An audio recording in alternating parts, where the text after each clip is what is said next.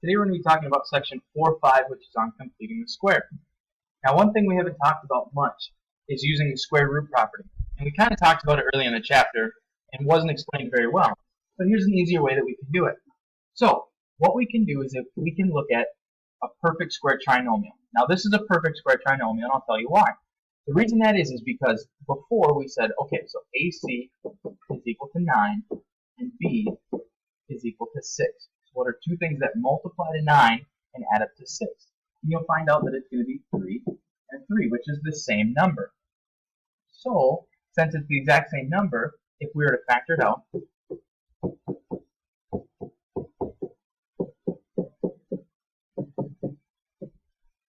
we would see that we get an x out of here, which is x plus 3. We get a 3 out of here, which is x plus 3. And it ends up being x plus 3 times x plus 3. So since it's the same thing, one way we can write this right here is going to be x plus 3 squared. So anytime you have one of these where your number is the exact same that you add together and multiply, it ends up being a perfect square trinomial. Okay? And so I can actually use that to my advantage when solving using the square root property. So since the left is a perfect square and the right is something we can take the square root of, we can use that to solve. So I look at this and I say, okay, this is going to be x plus 3. Square root of that is just x plus 3.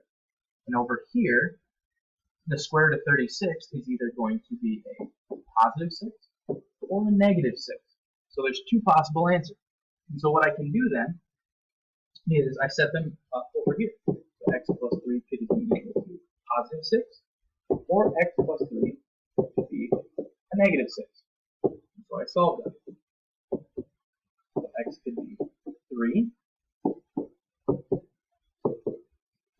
or x could be negative 9.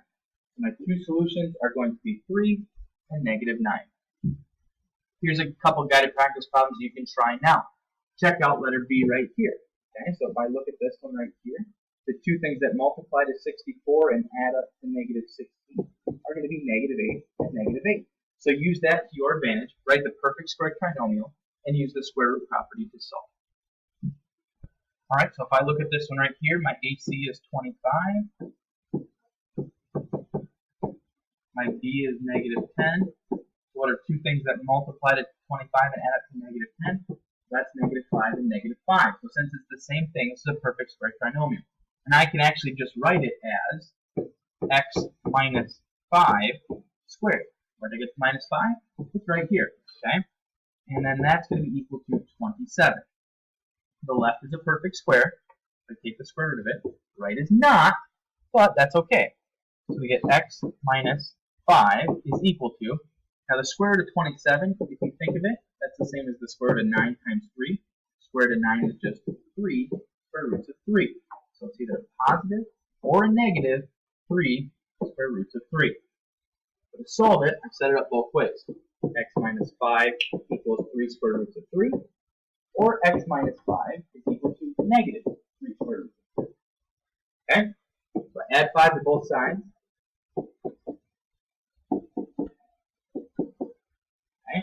And so I can either get x is equal to 5 plus 3 square roots of 3,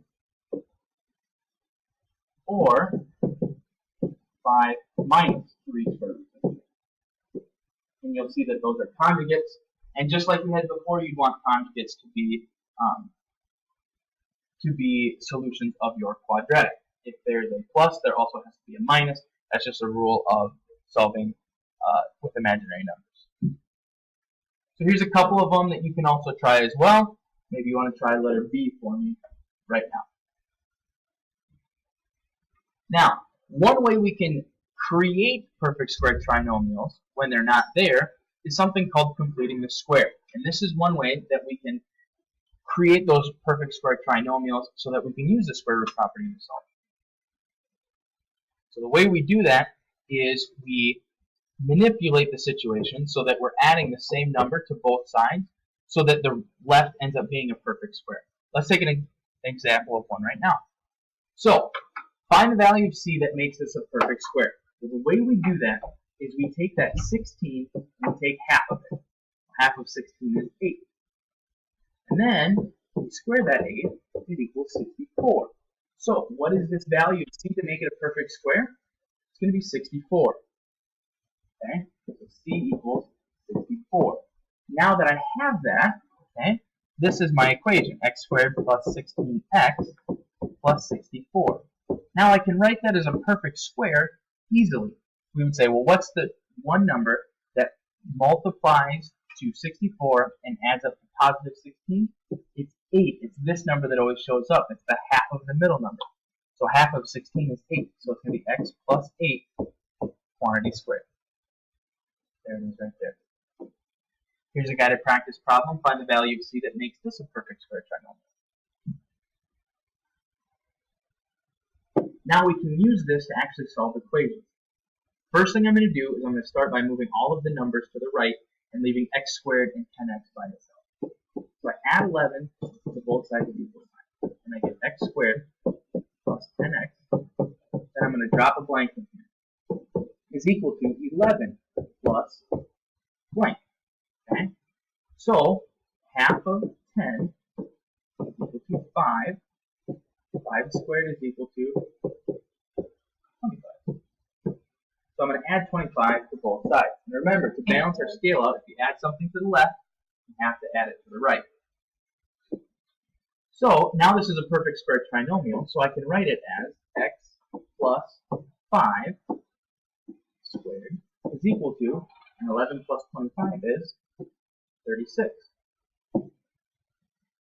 Since both sides are squares, I can take the square root of them, and I see that I get x plus 5 is equal to square root of 36 is either a positive or a negative 6. Let's set them up independently.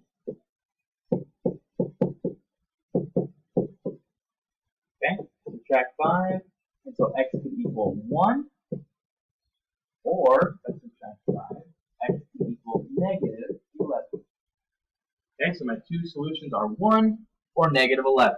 Both of them work in this equation. Here's a couple guided practice problems that you can try also.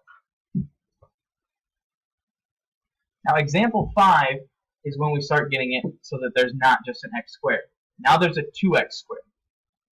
And the way that I solve that, I set it up very similarly, but I have to do one extra step in there. So I start by subtracting 5 from both sides, so that I get 2x squared minus 7x plus blank is equal to negative 5 plus blank. Here's where it gets a little trickier. I look at this side, and I say, well, what do I have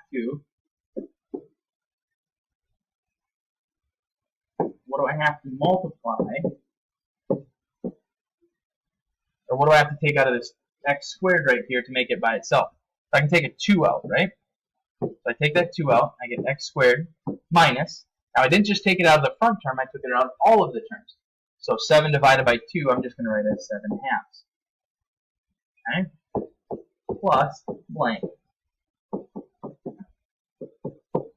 Now, we create our perfect square trinomial the exact same way in the middle. We take half of negative 7 halves. Okay? And so that's going to be negative 7 fourths. We square that. Okay? And if you want to check on your calculator, that ends up being 49 sixteenths. Okay? So that's what's going in. That's what's going in there. Now, most of the time we would say, okay, you just add it in right there. But it's not that we're adding 49 sixteenths. We're actually adding 2 times that to this side over here. So we're going to add that over here. So 49 sixteenths times 2 is 49 eighths. Okay? So I set it up like this. The 2 stays on the outside. X minus 7 fourths squared is equal to, and then I go to my calculator and I take negative 5 times, or excuse me, plus 49 sixteenths, or 49 eighths, excuse me.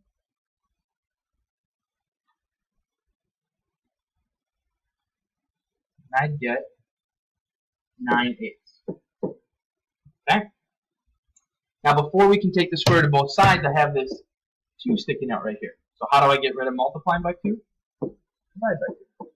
And so I would end up getting x minus 7 fourths squared is equal to 9/16.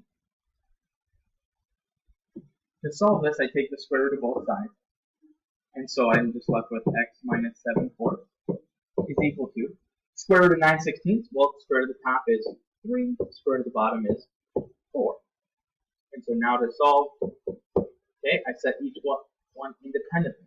So x minus 7 fourths is equal to 3 fourths, or x minus 7 fourths is equal to negative 3 fourths.